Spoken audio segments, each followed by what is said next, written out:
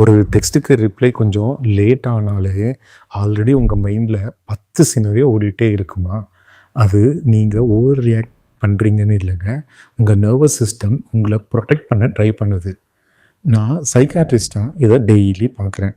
Especially ரிலேஷன்ஷிப்ல hurt ஆன adults கிட்ட இது ரொம்ப அதிகமா பார்க்குறேன். பலரும் இத இன்செக்யூர் ஃபீலிங், ஓவர் சென்சிட்டிவ் அப்படின்னு லேபிள் பண்ணிடுவாங்க. ஆனா ரியாலிட்டி என்னன்னா, இது ஹைப்பர் விஜிலன்ஸ்.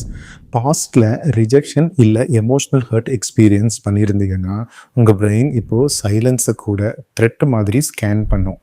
அதனால தான் ரிப்ளை லேட் ஆன உடனே என்ன ஆச்சு, நான் ஏதாவது சொதப்பிட்டேனா, ஏதாவது தப்பாக பேசிட்டேனா, அவங்க இன்ட்ரெஸ்ட் லூஸ் பண்ணிட்டாங்களா அப்படின்னு ஒஸ்ட் கேஸ் சினரியோவே ஆட்டோமேட்டிக்காக க்ரியேட் பண்ணும். இது கான்ஷியஸ் சாய்ஸ் இல்லைங்க, உங்கள் பிரெயினோட சர்வைவல் ரெஸ்பான்ஸ்.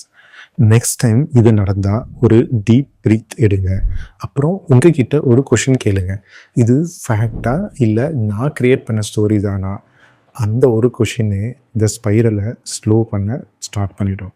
இது உங்கள் ஸ்டோரி மாதிரி ஃபீல் ஆனால் சேவ் பண்ணுங்கள். கமெண்ட்டில் ஓவர் திங்க் அப்படின்னு போடுங்க. ஓவர் திங்க் பண்ணுற உங்கள் ஃப்ரெண்டுக்கு இதை ஷேர் பண்ணுங்கள்.